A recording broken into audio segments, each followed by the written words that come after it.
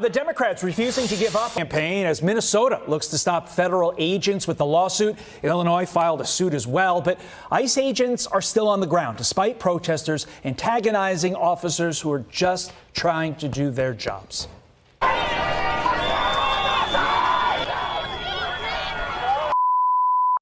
I'm giving her a warning to not interfere with what we're doing, to not make a bad decision today and ruin your life. Well, bad decisions. Thank you. That's funny coming from you.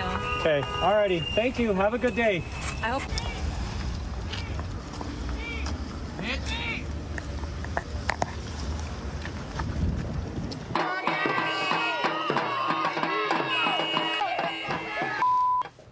Florida Senator Ashley Moody has been pushing for more laws to protect the men and women who work to keep us safe. She joins me now. And last year, Senator, we had you on when you introduced the HALO Act. So what's the status of it? Where's the rest of Congress, a Republican-led Congress, I should add, on these escalations, these scenes that we see every play out in the United States of America? And remember, aggressively pushing back, sometimes with violence. We've seen, 8,000% increase in death threats against our federal officers, assaults against our federal officers. The Penn president, he opened up, welcomed everyone to come in, pushed by quota people into the U.S. By the millions, abandoned his responsibility. President Trump has just really achieved unprecedented success at the border. I was there on Friday with my Senate colleagues. All of those roads that used to be packed with people pouring in, admitting 0 people into the United States of America. But what now we're dealing with is, as he tries to enforce the law and clean up the mess that Biden made, we're seeing this just truly tragic resistance and forceful attacks against those officers that are doing what they introduced the HALO Act to give a safety zone, a 25-foot buffer. And, you know, it's incredibly sad that even when their violence and attacks on law enforcement aren't working and President Trump is still pursuing required to do by the Constitution, now the AGs of some of these lawless states are trying to sue President Trump and his administration from enforcing the law. It's just the next step in an incredible some of these folks. Let's go to those suits. Don't these suits from these far-left AGs, further embolden these protesters to act, sort of giving them the patina of legitimacy to their ultimately illegal acts?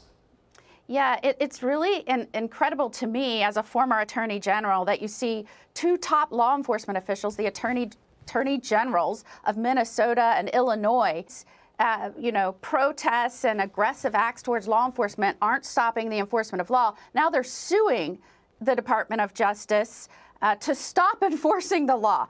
But it should surprise no one. Minnesota, Keith Ellison, this is the same attorney general who promoted himself standing with an Antifa handbook proudly. That's the top law enforcement officer in Minnesota. So it should surprise no one. These suits, it saddens me for the people of those 2 states.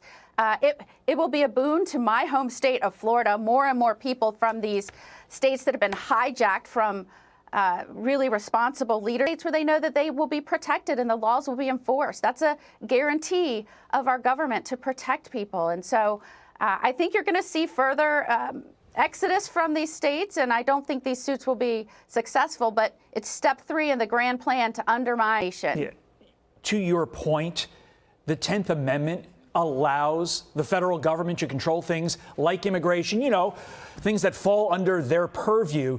These state lawsuits have no chance of success because they involve ultimately immigration. And like you said earlier, you visited the border, you saw what was happening there, 93% decrease in border crossing. It's almost like Ellison and other AGs in these far left blue states don't like that number, and they don't want to see it. Ashley Moody, thank you for keeping up the pressure and keeping our ICE agents and other federal law enforcement safe. We appreciate it. Great to be with you.